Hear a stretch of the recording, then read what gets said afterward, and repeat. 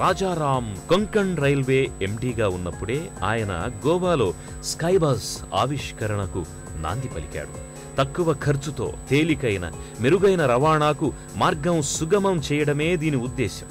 విస్తరిస్తోన్న జనాభా, తగ్గుతున్న ఆవాస ప్రాంతం, పెరుగుతోన్న రవాణా అవసరాలు, వీటితో పట్టణాలన్నీ వాహనాలతో కిక్కిరిసిపోతున్నాయి. దీనికి విరుగుడుగా రాజారాం రూపొందించిందే స్కైబస్.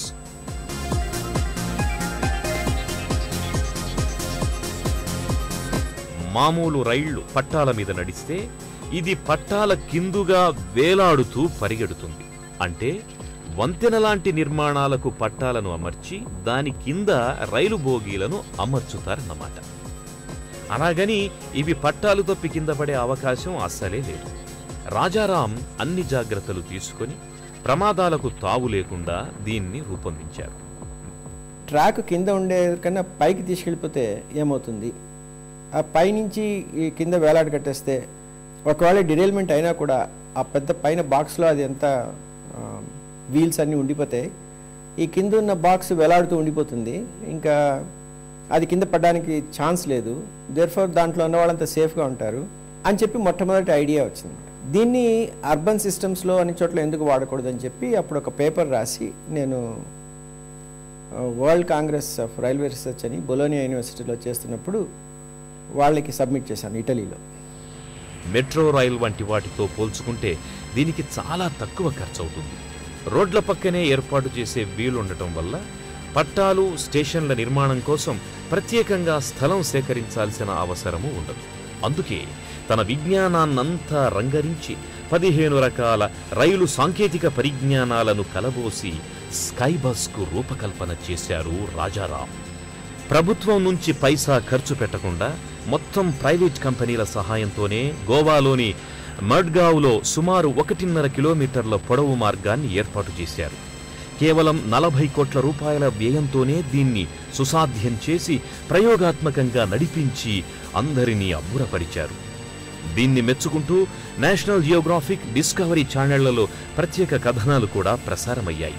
అయితే ఇది చాలా చిన్నదని, మెట్రో రైల్తో పోలిస్తే తక్కువ మందే ప్రయాణిస్తారని, పర్యాటక కేంద్రాల వంటి వాటికే ఇది సరిపోతుందని ఎన్నో విమర్శలొచ్చాయి. We have proved. నా ఉద్దేశం ఏంటంటే మేము ఏం చేయాలనుకున్నామో ఇంజనీర్స్ అంతా కలిసి చేయాల్సింది చేసి ఇచ్చేసాం. తర్వాత మిగతాదంతా ఇంకా అడ్మినిస్ట్రేటివ్. ఇంకా స్కైబస్ అయినా కూడా ఎందుకు రాలేదు, అంత కరెక్ట్గా ఉంటే ఎందుకు అందరూ ఒప్పుకోలేదు.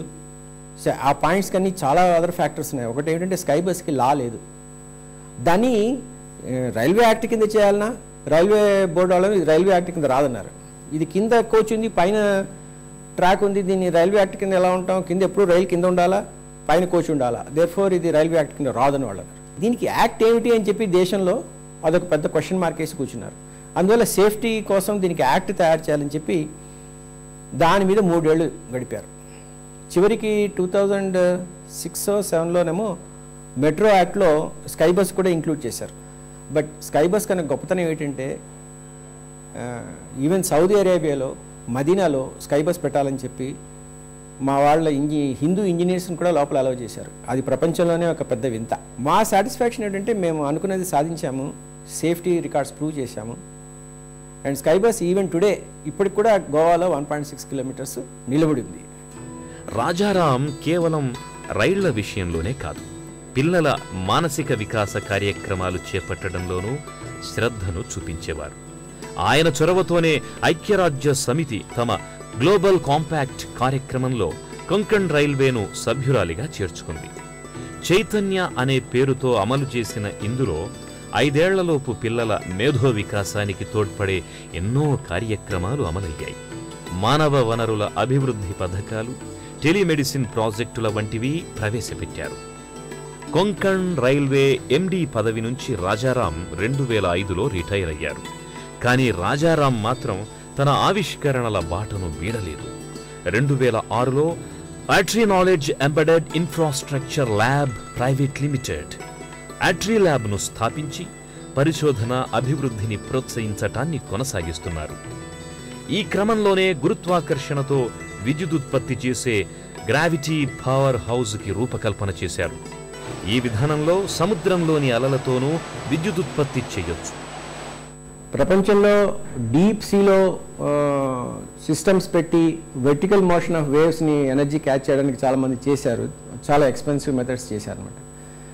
దీంట్లో నేను చేసింది ఏమిటంటే షోర్ దగ్గర అంటే 30 మీటర్స్ దగ్గరే ఉన్న 2 మీటర్స్ 3 మీటర్స్ డీప్ ఉన్న వాటర్లోనే మనం ఎవరు నిలబడ్డా కూడా మనకి వేవ్ బ్రేక్ అయ్యి ఆ నీళ్లు మన కాళ్ళకు కొట్టుకుంటూ ముందుకెళ్తుంది, మళ్ళీ నీళ్లు వెనక్కి వెళ్ళిపోతాయి. ఆ ఎనర్జీని క్యాచ్ చేసేలాగా టవర్ని పెట్టి, ఎందుకు టవర్ పెట్టాల్సి వస్తుంది? అదేమో చాలా వేరియబుల్ అనమాట. ఒకరు 15 సెకండ్స్ మారిపోతుంటుంది ఎనర్జీ. ఆ వేరియబుల్ చిన్న చిన్న క్వాంటిటీస్ అంతా కూడా తీసుకొని అక్యుములేట్ చేసుకొని అగ్రిగేట్ చేసుకొని పొటెన్షియల్ ఎనర్జీ లాగా ఈ టవర్లో సేవ్ అవుతుంది. ఆ వెయిట్స్ పైకి లేచి దాన్ని తర్వాత కింద పడేటప్పుడు ఇంకొక షాఫ్ట్కి కనెక్ట్ చేసుకొని ఎలక్ట్రికల్ జనరేటర్కి కనెక్ట్ చేస్తాం అనమాట. ఈ ప్రాసెస్ ఏమిటంటే ఒకటి పైకి ఒకటి కిందకి ఇలా వెళ్తుంటాయి. అలాంటివి 2 మీటర్స్ బై 2 మీటర్స్లో ఒక పేరు రెండు ఉంటాయి అన్నమాట. వరుసగా 1 కిలోమీటరు అలాగా ఫ్లోటింగ్ అది గ్రావిటీ పవర్ హౌస్ అనమాట. ఈచ్ మాడ్యూల్కి ఏమో ఆల్మోస్ట్ 20 కిలోవాట్స్ పవర్ ప్రొడ్యూస్ చేయొచ్చు దీంతో. మన దేశంలో 6000 కిలోమీటర్లు సీ కోస్ట్ ఉంది. దాంట్లో ఈవెన్ ఒక 1000 కిలోమీటర్లు అక్కడక్కడ యూజ్ చేసినా కూడా మనకి ఇంత ఎనర్జీ వస్తుంది అనమాట. ₹1 నుంచి ₹1.60 యూనిట్కి వచ్చేస్తుంది ఎనర్జీ, మేజర్ ఎనర్జీ. ఇది కనుక మనం ఇంప్లిమెంట్ చేయగలిగితే దీంట్లో పెద్ద అడ్వాంటేజ్ ఏంటంటే ఇక్కడ నుంచి ఎలక్ట్రికల్ పవర్ వస్తుంది, గ్రిడ్కి ఇచ్చేస్తాము. తర్వాత దీంతో పాటు దాన్ని మనం గ్రావిటీ పవర్ ట్రాన్స్పోర్టేషన్ కంబైన్ చేస్తే ప్రపంచంలో ట్రాన్స్పోర్టేషను ఎనర్జీ ఈ రెండు కాస్ట్ ఆఫ్ ఇదనమాట ఇప్పుడున్న కాస్ట్ల కన్నా చాలా తగ్గిపోతుంది. నా ఉద్దేశంలో ఇది మన ప్లానెట్ని కాపాడడానికి ఒక దేవుడిచ్చిన వరం లాంటిదని నేను అనుకుంటున్నాను. త్వరలోనే ప్రయోగాత్మకంగా నిరూపించే ప్రయత్నాలకు నడుం బిగించారు. భూమి మీద పుట్టిన అందరికీ జీవించే హక్కు ఉంది. గూడుతో పాటు ప్రయాణం, సమాచారం కూడా అందరికీ ఉచితంగా లభించాలన్నదే ఆయన ఆశయం. శాస్త్ర సాంకేతిక విజ్ఞానాన్ని విరివిగా వినియోగించుకుంటే తక్కువ ఖర్చుతోనే మౌలిక సదుపాయాల కల్పన సాధ్యమవుతుందని, మానవ జీవనం మరింత తేలిగ్గా మెరుగైన విధానంతో ముందుకు దూసుకుపోతుందని ఆయన బలంగా నమ్ముతారు. అపర మేధావి బుజ్జి రాజారాం ఎన్నో అవార్డులందుకున్నారు. రైలు ప్రమాదాల నివారణ రక్షక కవచ్ పరికర ఆవిష్కరణకు 2001లో గోవాలోని council of occupational safety, health and environment అవార్డులు అందుకున్నారు. మెరుగైన రైళ్ల రవాణా నిర్వహణకు తోడ్పడినందుకు 2002లో రైల్వే శాఖ ఎక్సలెన్స్ ఇన్ ఫ్రైట్ ఆపరేషన్స్ పురస్కారంతో గౌరవించింది.